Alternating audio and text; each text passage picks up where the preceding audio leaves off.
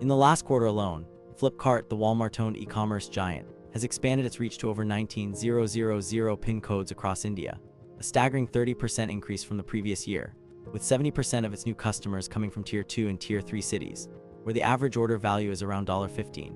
This aggressive expansion, coupled with heavy discounting, is raising red flags for India's quick commerce startups, which have been struggling to compete with the deep pockets of Flipkart and Amazon. But what exactly is happening, and who is involved in this high-stakes game of e-commerce supremacy in India? Flipkart's expansion is a result of its efforts to tap into the vast and largely untapped market of smaller cities and towns, where the demand for quick and affordable delivery is on the rise. With the Indian e-commerce market expected to grow to $150 billion by 2025, up from $40 billion in 2020, the e-commerce landscape in India has become increasingly crowded, with players like Flipkart, Amazon, and Reliance JioMart vying for market share, and the quick commerce startups such as Dunzo, Swiggy, and Zomato, which have been gaining traction in recent years, are now facing intense pressure from these big players. But what are the key details that are driving this trend, and how are these startups responding to the challenge?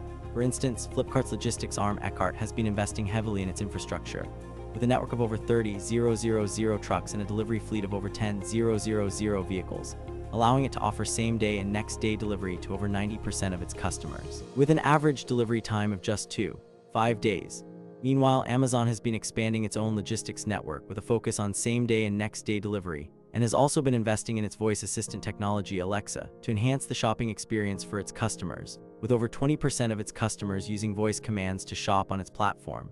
But what are the technical facts behind this trend? And how are these companies using data and technology to drive their growth? For example, Flipkart has been using machine learning algorithms to optimize its supply chain and logistics operations, reducing its delivery times by up to 40% and increasing its customer satisfaction ratings by over 25%. Meanwhile, Amazon has been investing in its artificial intelligence capabilities, with a focus on natural language processing and computer vision, to improve its customer service and personalize the shopping experience for its customers, with over 50% of its customers using its personalized product recommendations. But how do these numbers translate into real-life scenarios, and what does this mean for the average consumer in India? For instance, if you're a customer in a small town in India, you can now get same-day delivery of your favorite products from Flipkart or Amazon, with prices that are often lower than those offered by local retailers, and with the convenience of being able to track your order in real time, with over 80% of customers using their mobile devices to track their orders.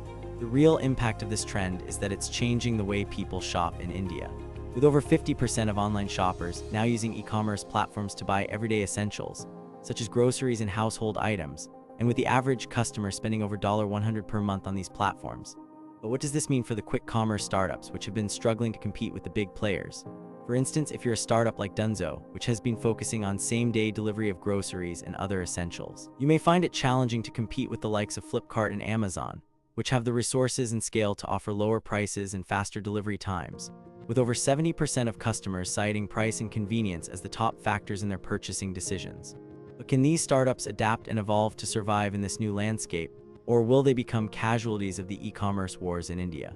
With the Indian e-commerce market expected to grow to $200 billion by 2027, the stakes are high, and the battle for market share is only going to get more intense, with over 40% of the market share expected to be captured by the top 3 players.